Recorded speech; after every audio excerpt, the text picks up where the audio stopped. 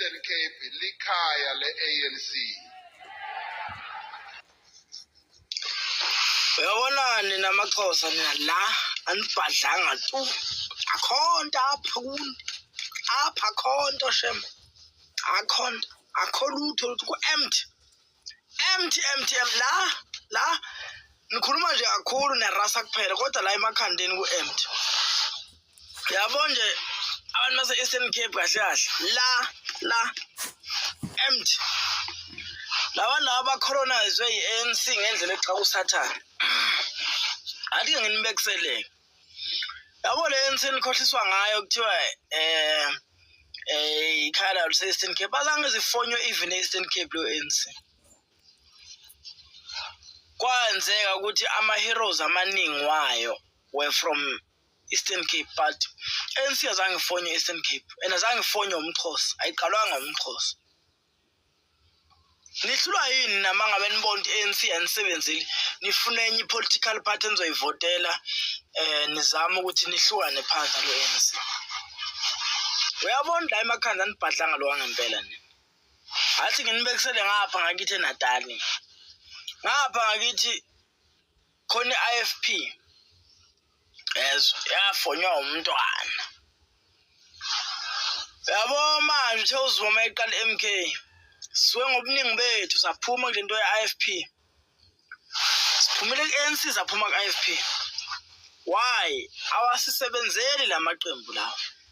IFP kudala ikhona kodwa ngeke ngiyiblame ngoba ayikaze ibe in power party.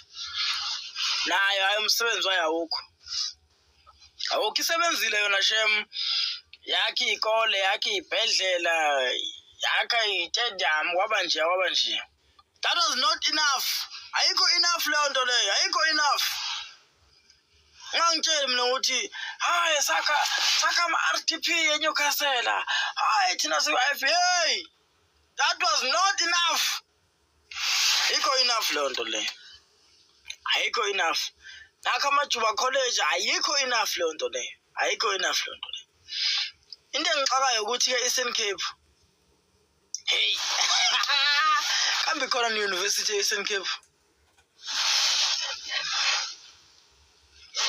University yaseQwaqwa se. Ikhona University e-Eastern Cape. City, yona city khona nje Eastern Cape. Yiphi city ilokhu njani East London? Niyabona namaXhosa nesangana ngempela nina.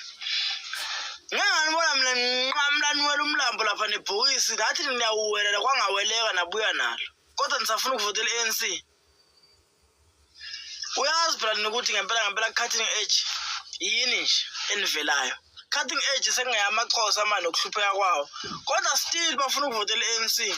Beza uRamaphosa ethi Eastern Cape Columns bathi yebo anibhadlanga la nina. Kodwa athi nginiye kuyafana vele anibhadlile mos nizokuzwa kanjani.